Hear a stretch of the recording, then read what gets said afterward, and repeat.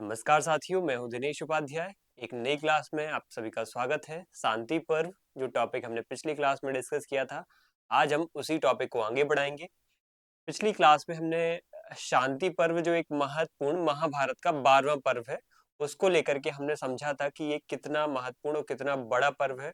महाभारत के 18 कुल जो पर्व हैं उसमें सबसे बड़ा और सबसे विशालतम जो पर्व है वो है शांति पर्व। इसी शांति पर्व की जो है शुरुआत हमने कर दी है। महाभारत की जो एक परिचय की वाली बात है वो भी हमने डिस्कस कर ली है। हर एक पर्व के बारे में बेसिक इन्फॉर्मेशन हमने देख ली थी। साथ ही हमने उसमें जो खिल भाग है, परिशिष्ट भाग है, उसको भी देख लिया था। शुरुआत हमने ये कर दी थी कि कैसे शांति पर्व जो है वो किसके द्वारा प्रतिपादित किया जाता है, कैसे उसको शुरुआत होती है। कहानी में ये होता है कि एक्चुअल में जब महाभारत का युद्ध लड़ा जा रहा था, तो युद्ध जैसे ही शुरू होता है तो अलग-अलग पर्वों के माध्यम से उसमें बातें देखने को मिलती हैं। जब 12वां पर्व आता है तो उसमें ये रहता है कि जब युद्ध खत्म हो जाता है, महाभारत में पांडव जीत जाते हैं, कौरव हार जाते हैं। तो ऐसी परिस्थिति में क्या होता है, ऐसी परिस्थिति में ये होता है कि कौरवों की जब समूल विनाश हो जाता है इस महाभारत के युद्ध में, तो कौरवों का समूल विनाश होने के पश्चात सबसे बड़ी बात ये देखने को मिलती है हमें कि युद्ध के पश्चात पांडव इस जो जीते गए क्षेत्र है उसको लेने से कतराते हैं या लेने से भागते हैं। कहीं न कहीं वो ये समझते हैं कि जो उन्होंने ये युद्ध जीता है, इस युद्ध में उनका कहीं न कहीं यहाँ पे बहुत बड़ा एक नुकसान हुआ है। उन्होंने अपने भाइयों को मार दिया, उन्होंने अपने गुरुओं को मार दिया, तो पांडव विचलित हो जाते हैं और राजपाट लेने से इनकार कर देते हैं। तो ये स्थिति देख कर के यहाँ पे युधिष्ठिर की खास तौर पे जो पांडवों में सबसे बड़े हैं युधिष्ठिर, उनकी स्थिति को देख कर के यहाँ पे जो भगवान श्री कृष्ण है वो यहाँ पे उनको समझाइश देते हैं और कहीं न कहीं युधिष्ठिर को यहाँ पे शीश शैया पर या सर शैया पर लेटे हुए यहाँ पे भीष्म पितामह के पास ले जाते हैं और भीष्म पितामह आपको पता है सबसे बड़े ज्ञानी माने जाते हैं उस समय के, सबसे प्रमुख सेनापति भी थे कौरवों की सेना के। तो इनको बहुत ज़्यादा ज्ञान होता है। तो इनके पास ले जाकर के क्योंकि इनके अभी मृत्यु नहीं हुई है, सरसैया पे हैं लेकिन जीवित हैं। तो इनके पास ले जाकर के यहाँ पे युधिष्ठिर से कहीं न कहीं यहाँ पे कहते हैं कि आप यहाँ पे क्या कीजिए, भीष्म पितामह जी से समझिए कि कैसे राजधर्म का संचालन विकट से विकट परिस्थिति में, बुरी से बुरी परिस्थितियों में भी राजा का कर्तव्य होता है कि उसको अपने धर्म का, राजधर्म का पालन करना चाहिए। जो उसको प्रजा रंजन का काम है, प्रजा योगक्षेम का काम है, वो उसको सर्वोपरि मान करके उसको आगे करना चाहिए। तो इस तरीके से क्या है ज्ञान यहाँ पे शांति पर्व का दिया जाता है और शांति पर्व की फिर यहाँ पे जो भीष्म पितामह है वो क्या है एक वक्ता है और यहाँ पे जो ये युधिष्ठिर हैं, वो कौन है? श्रोता हैं। इस प्रकार से जो है संवाद किया जाता है। जब ये राजपाट इनको युधिष्ठिर को दे रहे होते हैं, तब वो जाकर के यहाँ पे विचलित हो जाते हैं और राजपाट लेने से इनकार करते हैं। तब भगवान श्री कृष्ण युधिष्ठिर को इस तरीके से ज्ञान के लिए इनके पास ले जाते हैं और ये पूरा ज्ञान यहाँ पे किसको दिया जाता है? पूरा ज्ञान यहाँ पे प्रतिपादित किया जाता है भीष्म पितामह के द्वारा युधिष्ठिर जी को। तो ये वक्ता है जो वक्ता है वो यहाँ पे भीष्म पितामह है शांति पर्व में और श्रोता यहाँ पे कौन है? श्रोता यहाँ पे है ये युधिष्ठिर जी जो पांडव के सबसे बड़े भाई हैं, पांडवों में सबसे बड़े देखे जाते हैं, सबसे ज्यादा उम्रदराज एक भाई है जो सबसे बड़े भाई है, ठीक है। तो ये हमने बात अब डिस्कस कर ली है शांति पर्व एक्चुअल में। अब हमें एक बात पता होना चाहिए, शांति पर्व की जो कहानी है वो तो हमने बेसिक फंडामेंटल बातें समझ ली है। शांति पर्व को लेकर के एक बात ये है कि सबसे बड़ी बात आपको संरचनात्मक ढंग से और प्रस्तावना के फॉर्म में जो एक बेसिक इंट्रोडक्शन पता होना चाहिए, वो एग्जाम में आ सकता है। जो वो बेसिक बातें फिर से मैं यहाँ पे लिख रहा हूँ, वो आपको पता होना चाहिए, उसको नोट डाउन भी करना है आपको। सबसे पहली बात है कि ये महाभारत का हिस्सा है, ठीक है। किसका हिस्सा है? महाभारत का एक हिस्सा है, महाभारत का हिस्सा है। दूसरी बात आती है इसमें, ये महाभारत का हिस्सा तो है लेकिन महाभारत के जो टोटल 18 पर्व हैं तो उसमें कौन सा पर्व है? 12वां पर्व है, 12वां पर्व है। और मुख्य रूप से 12वां पर्व होने की वजह से और साथ में यहाँ पे ये भी है कि महाभारत युद्ध होने के पश्चात यहाँ पे जो स्थिति बनती है युधिष्ठिर की, उसको उनको दिया जाने वाले ज्ञान का यहाँ पे वर्णन है, तो सबसे बड़ा पर्व हो जाता है क्योंकि ज्ञान की यहाँ पे अथाह जो है भंडार देखने को मिलता है, सबसे बड़ा पर्व भी माना जाता है। तो सबसे बड़ा पर्व है ये। तीसरी सबसे महत्वपूर्ण बात इसकी ये आ जाती है कि इसमें क्या किया गया है, इसमें शांति पर्व के पीछे जो है नाम क्यों कहा गया जाता है? शांति पर्व के पीछे जो नाम है इसलिए नहीं कहा जाता है कि इसमें कहीं न कहीं शांति की बातें की गई है।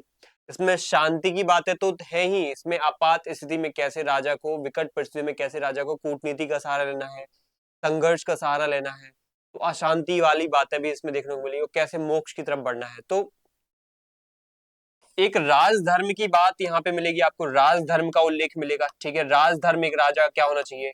फिर उसके बाद मिलेगा आपको आप धर्म, आप धर्म मिलेगा। आप धर्म मतलब यहाँ पे आपात स्थिति में एक राजा को क्या करना चाहिए। फिर एक मिलेगा मोक्ष धर्म, जिसमें राजा को मोक्ष के लिए किस दिशा में आगे बढ़ना चाहिए, क्या क्या गतिविधियां करनी चाहिए और सबसे महत्वपूर्ण कब करना चाहिए।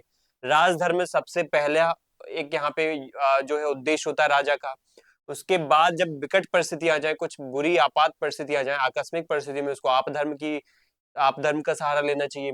तत्पश्चात अगर वो जीवन में अपना जो है अच्छे से राजधर्म का पालन कर लेता है, राजपाट अच्छे से संचालित कर लेता है, तब जीवन का अंतिम मोड़ में वो मोक्ष की तरफ जाएगा। इस तरीके से पूरी प्रक्रिया यहाँ पे भगवान यहाँ पे श्री कृष्ण के माध्यम से भीष्म और युधिष्ठिर के बीच में संवादित होती है। यहाँ पे क्या होता है कि जो वक्ता है, अब इसको लेकर के ये भी आपको पता होना चाहिए वक्ता कौन है यहाँ पे।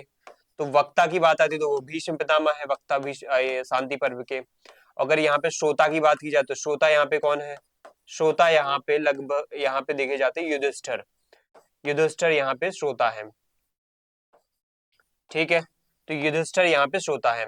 अब एक और बात यहाँ पे आती है कुछ महत्वपूर्ण बात की, इसमें कितने श्लोकों की बात की गई है, कितने श्लोकों के माध्यम से संपूर्ण यहाँ पे शांति पर्व को समाया गया है। तो 365 यहाँ पे लगभग, सॉरी 365 बोल रहा हूँ, गलत है यहाँ पे, 365 नहीं है एक्चुअल में, 14,000 श्लोकों के माध्यम से, 14,000 श्लोकों के माध्यम से यहाँ पे संपादित किया गया है पूरा का पूरा शांति पर्व, ठीक है। अगर यहाँ पे हम बात करें अध्याय की बात तो वो है 365, अध्याय की बात करें तो वो हो जाते हैं 365 अध्याय। तो 365 अध्याय और 14,000 श्लोकों के माध्यम से इस पूरे शांति पर्व का वर्णन किया गया है।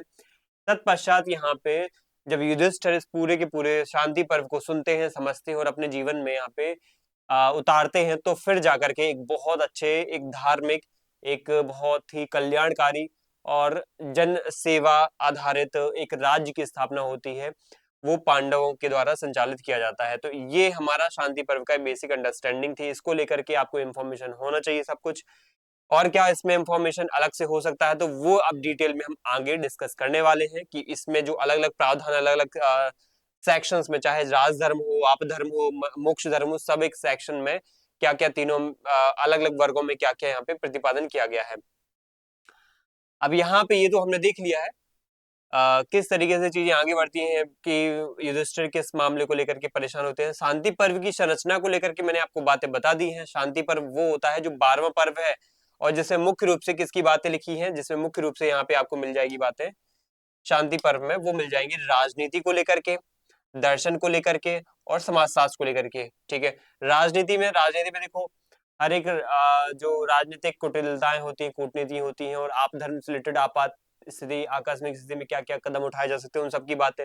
दर्शन को लेकर के आपको कल्याणकारी राज्य, एक राजर्षि, राजा का ऋषि के रूप में यहाँ पे कार्य करना, राजा का एक यहाँ पे फिलोसोफर किंग जो प्लेटो जैसा है, सेम वही बात यहाँ पे इनके द्वारा कही जाती है। तो हम इसको कहीं ना कहीं पाश्चात्य विचारकों के साथ लिंक करते हुए डिस्कस करेंगे। अब आगे देखते हैं यहाँ पे आगे के जो राजधर्म है, जो इसकी हमने सबसे पहली बात एक आपको पहले ही बता दी है कि यहाँ पे जो ये भीष्म पितामह जी हैं, ठीक है, भीष्म पितामह है यहाँ पे, तो उनके द्वारा शांति पर्व में युधिष्ठिर को 3 तत्वों के आधार पे, 3 वर्गों के आधार पे यहाँ पे बातें बताई जाती हैं कि एक राजा का 3 वर्गों की या 3 कैटेगरी, 3 श्रेणी के आधार पे उसको कामकाज को संचालित करना चाहिए। पहले तो होता है राजधर्म, राजधर्मानुसार, ठीक है, राजधर्मानुसार कि उसको अपने राजधर्म को सर्वोच्च मानते हुए आगे बढ़ना चाहिए। दूसरा होता है यहाँ पे आपात धर्म अनुसार या आप धर्म अनुसार, आप धर्म अनुसार, ठीक है, ये दूसरा होता है। तीसरा होता है यहाँ पे क्या, मोक्ष धर्मानुसार, ठीक है, मोक्ष धर्मानुसार, ठीक है। तो इस तरीके से चीजें आगे क्या है बढ़ती हैं। तो ये है 3 वर्गों के माध्यम से क्या करते हैं यहाँ पे ये जो भीष्म है वो यहाँ पे संचालित करते हैं, अपनी बातों को बताते हैं, यहाँ पे युधिष्ठिर उसका ज्ञान प्राप्त करते हैं। अब सबसे पहला अगर हम बात करें तो राजधर्मानुशासन या राजधर्मानुसार के अंतर्गत हम इस पर्व में, शांति पर्व में जो एक इसका सब कैटेगरी है, एक उप श्रेणी है, वो है राजधर्मानुशासन पर्व। इसमें आखिर आपको एक बेसिक फंडामेंटल बात यही पता होना चाहिए कि इसमें मुख्य रूप से आपको राजधर्म, और राजधर्म होता क्या है, राजधर्म मतलब ये होता है कि राजा का यहाँ पे धर्म क्या है, राजा के कार्य, सीधी सी बात है, राजा के कार्य, राजा के कार्य क्या है, राजा को कौन सी प्रशासनिक यहाँ पे नीतियां अपनाना चाहिए, प्रशासनिक जो है क्रियाएं उन सब का वर्णन है, प्रशासनिक क्रियाएं। ठीक है, तो ये भी है इसमें।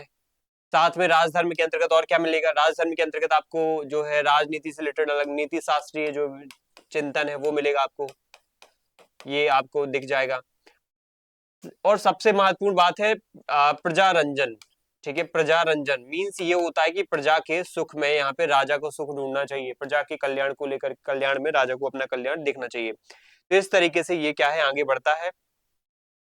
और ये एक बात और आपको पता होना चाहिए कि सामान्य परिस्थितियों का यहाँ पे राजधर्मानुशासन में मेनली जैसे सामान्य परिस्थितियों में जो है राजनीति कैसे आगे बढ़ती है वो बताया गया। सामान्य परिस्थितियों में सामान्य कामकाज कैसे हो सकते हैं, तो सामान्य वाली बातें यहाँ पे जनरली राजधर्म में मिलेगी।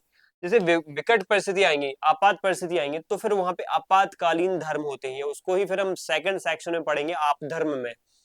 तो ये होता है राजधर्म अनुशासन। देखते हैं इसमें और हम क्या समझ सकते हैं।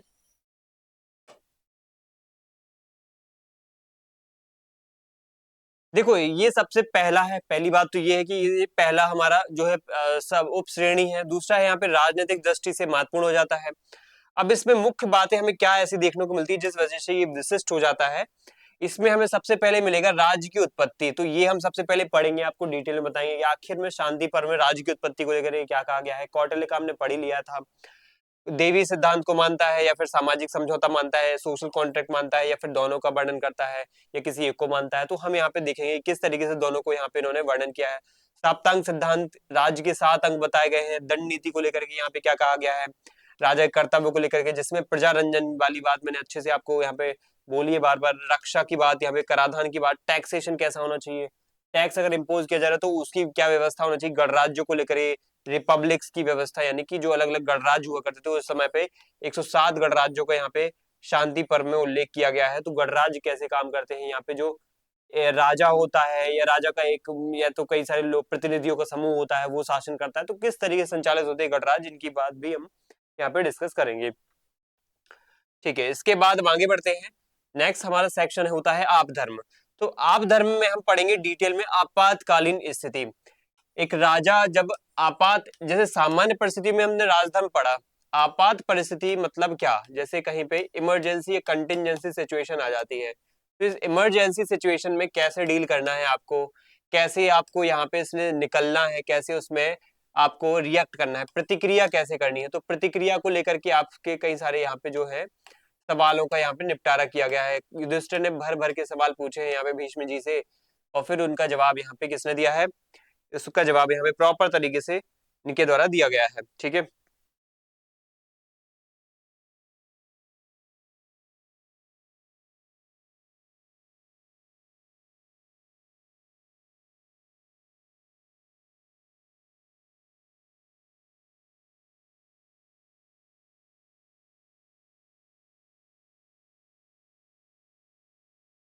ठीक है।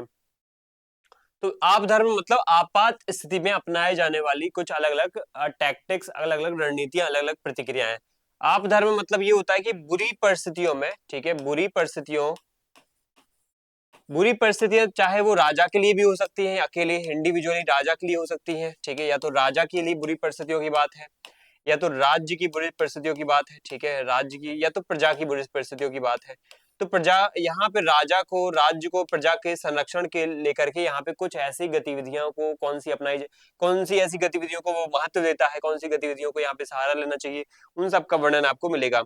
तो ऐसे यहाँ पे संकट के समय, संकट वाली परिस्थितियों में कैसे संकट मोचक का काम करेगा राजा, उसका यहाँ पे बहुत व्यवस्थित ढंग से यहाँ पे बताया गया है। अगर जरूरत पड़े तो उसको झूठ का सहारा भी लेना पड़े तो उसका भी लेना चाहिए, जरूरत पड़े तो उसको सत्य का त्याग करना पड़े तो सत्य का त्याग भी कर दे, सत्य का त्याग भी कर सकता है, झूठ का सहारा ले सकता है।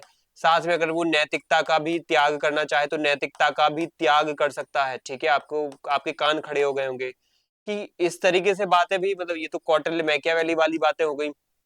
बिल्कुल आपात क्या है, आपात स्थिति में साम दाम दंड भेद ही अपनाना पड़ेगा, तभी जाकर के आप कहीं ना कहीं क्या कर सकते हो, अपने राज्य की सुरक्षा कर सकते हो। ठीक है, तो इस तरीके से यहाँ पे बातें की जाती हैं। अब यहाँ पे ये देखते हैं कि जो कौटिल्य है जैसे कौटिल्य है, मैकियावेली है, कौटिल्य और मैकियावेली को लेकर के यहाँ पे जो बातें हम पढ़ चुके हैं, जानते हैं, कई सारी बातें आप लोगों को पता होंगी। मैकियावेली तो हमने नहीं पढ़ा है, तो कौटिल्य के बारे में हम जानते हैं कि वो थोड़ा सा क्या थे, यथार्थवादी ज्यादा थे। तो इसी चीज को लेकर के यहाँ पे आपको एक बात अलग से डेफिनेटली निश्चित रूप से पता होना चाहिए, वो है आप धर्म को लेकर के शांति पर्व भी कहीं ना कहीं यहाँ पे सिर्फ शांति की बातें या फिर सौहार्द की बातें नहीं करता, यथार्थ की बातें भी करता है। यथार्थ मीन्स आपको पता होना चाहिए शक्ति संतुलन, शक्ति का महत्व।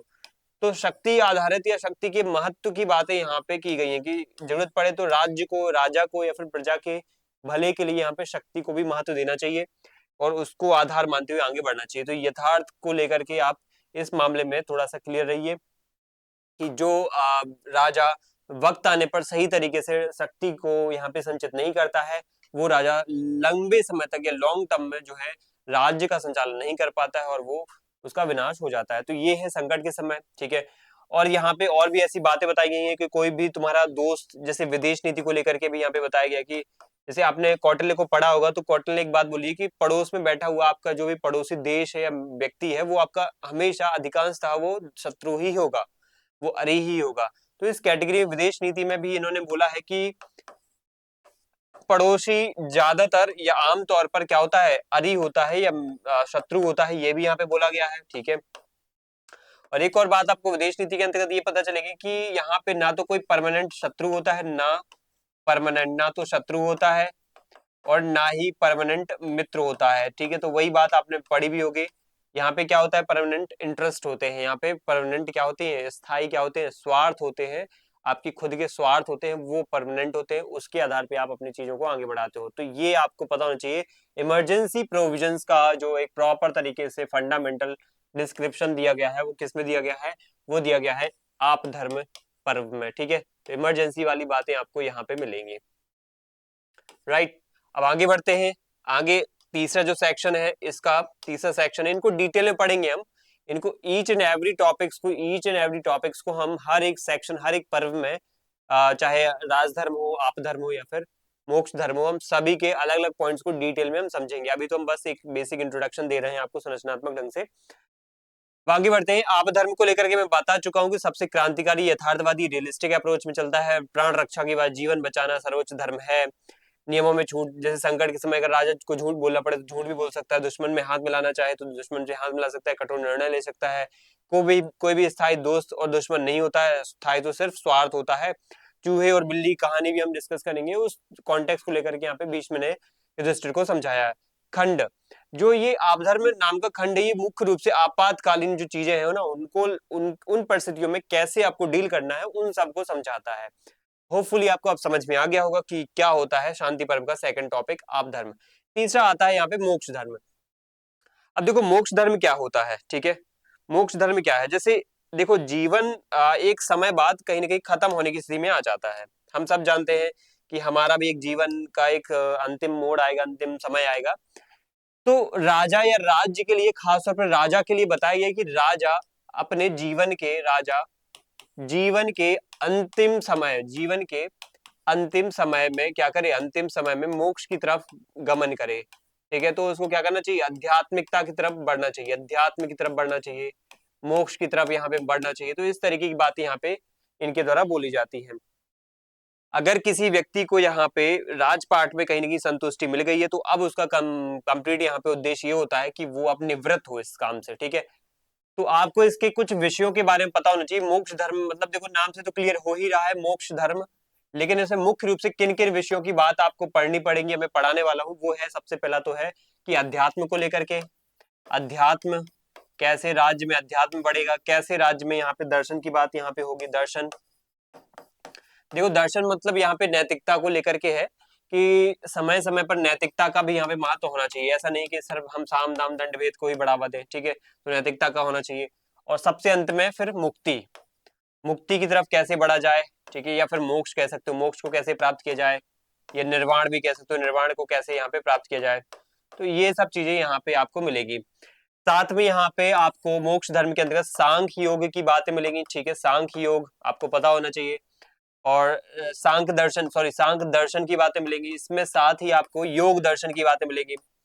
योग दर्शन, षड दर्शन है ना, भारतीय ज्ञान परंपरा के अंतर्गत आपको पता होगा षड दर्शन की बात है, तो उसमें मुख्य रूप से दो दर्शनों का भी यहाँ पे भीष्म के द्वारा यहाँ पे युधिष्ठिर को ज्ञान दिया जाता है, योग दर्शन का और सांख्य दर्शन का। इसके अलावा और क्या है यहाँ पे, इसके अलावा जैसे आप निवृत्ति चाहते हो, इस जीवन मरण के जो चक्र है इनसे निवृत्ति चाहते हो, तो राजा को भी यहाँ पे ऐसा नहीं कि सिर्फ राजधर्म या फिर आपात स्थिति में बुरे कर्मों में या फिर अच्छे कर्मों को, मतलब जैसे अगर हम कहें राजधर्म ने अच्छे कर्म कर लिए, प्रजा के कल्याण में काम कर दिए, आप धर्म में वो कुछ ऐसे काम करता है जो कि कहीं ना कहीं थोड़ा सा कह सकते हैं कि अनैतिक टाइप के होते हैं, तो उसको यहाँ पे इसको एक निष्काम भावना से करना चाहिए, उसको इसमें कोई ना कहीं काम भावना नहीं रखनी चाहिए। जब राजा अपने कोई भी चाहे अच्छे काम हो चाहे बुरे काम हो उसको निष्काम भाव से करता है और प्रजा के कल्याण को अंतिम मानता है, तो वो हम कहेंगे कि ये है उसका कहीं ना कहीं एक उद्देश्य या साध्य की पवित्रता होना। तो साध्य की पवित्रता को यहाँ पे ध्यान रखना जरूरी है। और एक और बात यहाँ पे कि निवृत्ति मार्ग, मतलब ये भी बताया गया कि निवृत्ति मार्ग में राजा का भी यहाँ पे हक बनता है या राजा का भी यहाँ पे कर्तव्य होता है कि उसको निवृत्ति मार्ग पे चलना चाहिए। निवृत्ति मार्ग होता है कि आपको जन्म मरण के चक्र से दूर निकलना, जन्म मरण के चक्र से बाहर निकलना। तो जन्म मरण का चक्र कब इससे बाहर निकलोगे, जब आप कहीं ना कहीं बहुत सारी चीजों से निष्काम भाव रखोगे, ठीक है।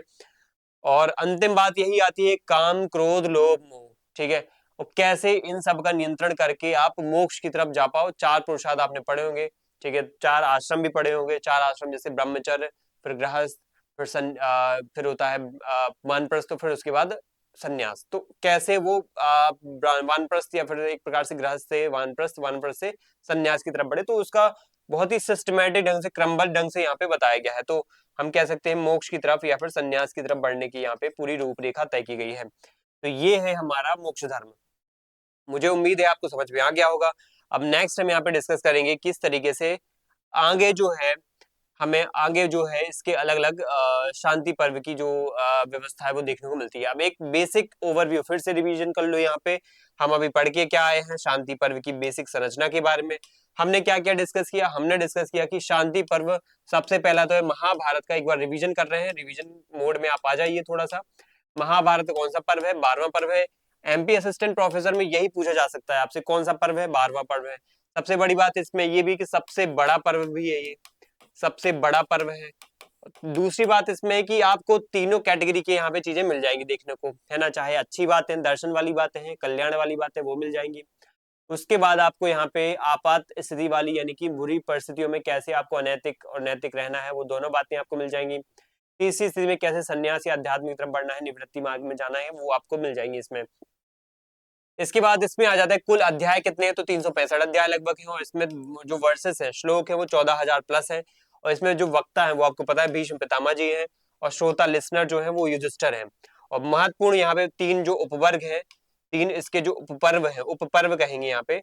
एक पर्व है तो उसका क्या है, उपपर्व है। तो तीन उपपर्व है, एक तो आपको मैं बता चुका हूँ, फिर से मैं रिपीट कर देता हूँ। राजधर्म, राजधर्म, राजधर्मानुशासन। जैसे इग्नू वगैरह में आप जाओगे तो इग्नू के नोट्स में बहुत ही सिस्टमेटिक ढंग से जो कुछ शब्दावली यूज की गई है, मैं उस शब्दावली को यहाँ पे बताऊंगा, वो आपको याद रखनी है। जैसे राज धर्मानुशासन कहते हैं उसको, धर्मानुशासन, ठीक है।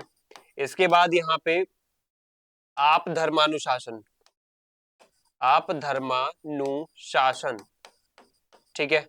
इसके बाद तीसरी कैटेगरी होती है मोक्ष धर्मानुशासन,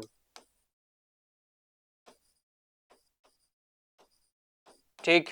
तो इस तरीके से क्या होती है, अलग अलग तरीके से ये शांति पर्व का जो है उल्लेख किया जाता है, ठीक है। आप हम समझ गए हैं। तो अब हमें ये समझ में आ चुका है कि राजधर्म है, और फिर उसके बाद है ये आप धर्म है, फिर उसके बाद ये मोक्ष धर्म है, ठीक है। हमारे लिए काम का ये है कि राजधर्म मतलब ये हमें बता देता है कि आखिर आपको काम कैसे करना है, राजा के लिए काम कैसे होना चाहिए, ठीक है। जैसे इसमें राजधर्म अनुशासन लिखा है, तो राजा पहले कैसे समाज में राजनीतिक व्यवस्था में कैसे क्या करेगा, व्यवस्था बनाएगा। कोई भी राजा अगर किसी राज्य क्षेत्र को जीतता है तो उसका पहला काम क्या है, उस समाज को एक अच्छा कल्याणकारी राज्य देना, प्रजा रंजन का काम करना या प्रजा योगक्षेम में काम करना। तो समाज की व्यवस्था को बनाना, ढालना उसको, और बहुत ही कल्याणकारी ढंग से, बहुत ही विकसित स्वभाव के रूप में। हम ऐसा नहीं कि उनका उनके ऊपर अत्याचार, उनके ऊपर कुछ चीजें थोप दें, टैक्स थोप दें बहुत ज्यादा, उनकी उनकी जो है संपत्ति को हम टैक्स के रूप में ले रहे हैं लेकिन कर रहे हैं भ्रष्टाचार, तो ये सब नहीं होना चाहिए। एक सामाजिक व्यवस्था बनानी चाहिए। तो एक ऑर्डर, पॉलिटिकल ऑर्डर क्रिएट करने का काम इसमें होता है, ठीक है, पॉलिटिकल ऑर्डर। बात ध्यान रखना, ये कुछ टर्म्स बोल रहा हूँ वही एग्जाम में आएंगी। राजनीतिक व्यवस्था का निर्माण किसके अंतर्गत किया जाता है? राजधर्म के अंतर्गत किया जाता है। फिर से यहाँ पे अगर मान लो ये राजनीतिक व्यवस्था या पॉलिटिकल ऑर्डर जो है ये टूट जाता है, बिखर जाता है, तो यहाँ पे फिर क्या अपनाएंगे? हम अपनाएंगे आप धर्मानुशासन। मीन्स जैसे राज व्यवस्था के बर्बाद होने, राज व्यवस्था के टूटने, ठीक है, ऐसे याद रखो, राज व्यवस्था के खराब होने या टूटने या फिर विखंडित होने की स्थिति में हम क्या करेंगे? विखंडित होने की स्थिति में हम क्या करेंगे? हम अपनाएंगे यहाँ पे आप धर्म, आप धर्म को अपनाएंगे, ठीक है। इसके बाद सबसे महत्वपूर्ण है कि जब हमें राजधर्म के अनुसार हमने पॉलिटिकल ऑर्डर बना लिया, और जब पॉलिटिकल ऑर्डर में कोई भी डिसफंक्शनैलिटी आती है, कोई भी डिस्टॉर्शन होता है, कोई भी विकृति आती है, कोई बर्बादी होती है, तो हम उसको ठीक कर लेते हैं आप धर्म से। और आप धर्म के बाद जब हम अपने राज्य को संचालित करते रहते हैं, कोई अच्छा हुआ तो ठीक है, नहीं तो आप धर्म से उसको ठीक कर लेंगे। तो ये क्रम चलता रहता है, चलता रहता है। और फिर एक जब समय आता है, जब हमें सब कुछ प्राप्त हो जाता है, जब हम सब कुछ प्राप्त कर लेते हैं, तब हम लाते हैं क्या? मोक्ष धर्म। Get it? तो फिर क्या लाते हैं? मोक्ष धर्म लाते हैं। जब हमें सब कुछ प्राप्त हो जाता है तो हम मोक्ष धर्म लाते हैं। ओके, तो मोक्ष धर्म मतलब ये है कि हमें सब प्राप्त हो चुका है, हमने अच्छा शासन दे दिया है जनता को, हमने प्रजा योगक्षेम दे दिया है, प्रजा रंजन दे दिया है, तो हमारा अब कर्तव्य बनता है कि हम अब ईश्वर की तरफ बढ़े, हमें ईश्वर की तरफ जाना चाहिए। तो स्पिरिचुअलिटी की बात हम यहाँ पे करेंगे, तो स्पिरिचुअलिटी की बात यहाँ पे आ जाएगी, आध्यात्मिक बात आपको यहाँ पे मिलेगी देखने को, ठीक है। तो ये यहाँ पे कहानी हमारी खत्म होती है, कैसे शांति पर्व की संरचना हमें देखने को मिलती है, ठीक है। आपको समझ में आ गई होगी बात। चलिए, तो ये हमारा आज का डिस्कशन था शांति पर्व की संरचना को लेकर के, बेसिक उसमें क्या क्या फंडामेंटल चीजें दी गई हैं। नेक्स्ट जो डिस्कशन होगा वो हमारा होगा डिटेल में, हम राजधर्म के बारे में डिस्कस करेंगे, डिटेल में हम राजधर्म के बारे में डिस्कस करेंगे और राजधर्म अनुशासन पर्व को पूरा डिटेल में समझेंगे। आखिर ये राजधर्म अनुशासन जो है, इसमें हमें क्या क्या बातें देखने को मिलती है, मुख्य रूप से मैं बता चुका हूँ कि युधिष्ठिर के द्वारा, जो भीष्म पितामह के द्वारा युधिष्ठिर को जो विस्तार से बताया जाता है, वो आखिर ये बताया जाता है कि एक राज्य को राज्य कैसे चलाना है, एक राजा को राज्य कैसे चलाना है। बात समझ में आई? एक राजा को राज्य कैसे चलाना है, इसकी बात मैं आपको बताऊंगा।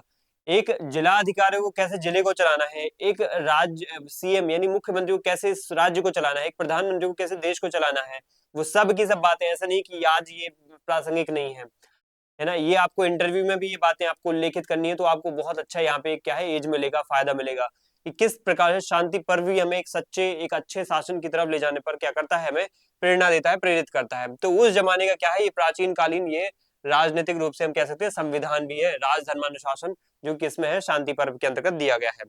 तो बात यहाँ पे आप समझ में आ गई है। अब हम कल डिस्कस करेंगे नेक्स्ट सेशन में, अब नेक्स्ट क्लास में, कि राज्य की उत्पत्ति और उसमें मत्स्य न्याय क्या होता है। राज्य की उत्पत्ति को लेकर के आपको पता है कि कौटिल्य ने विचार दिए हैं, उसके पहले आपको पता है मनु ने विचार, मनुस्मृति में विचार आए हैं, उसके पहले आप वेदों में भी अलग अलग विचार दिए गए, फिर उसके बाद कौटिल्य, फिर शांति पर्व वगैरह में भी दिए गए। उसके बाद फिर पाश्चात्य विचारकों में आप जाओगे, जैसे मैकियावेली है, थॉमस हॉब्स है, इन सब के बारे में भी आपने पढ़ा होगा। कुछ देवी शक्ति बोलते हैं, कुछ यहाँ पे सामाजिक समझौता बोलते हैं। हम यहाँ पे देखते हैं कि क्या राज्य की उत्पत्ति का सिद्धांत यहाँ पे दिया गया है, ठीक है। तो नेक्स्ट सेशन में मिलेंगे, शांति पर्व का, राज धर्मानुशासन के पर्व के बारे में डिस्कस करेंगे, समझेंगे उसके बारे में और डिटेल में इंफॉर्मेशन लेंगे। तथ्यात्मक जानकारी को लेकर के आप बहुत सजग रहना, तथ्यात्मक जानकारी ही एग्जाम में ज्यादा पूछी जाएगी, और बेसिक कॉन्सेप्ट तो आपको क्लियर करना ही है, फाउंडेशनल चीजें मैं आपको बताने ही वाला हूँ, ठीक है। तो मिलते हैं नेक्स्ट सेशन में। थैंक यू आप सभी को, जय हिंद।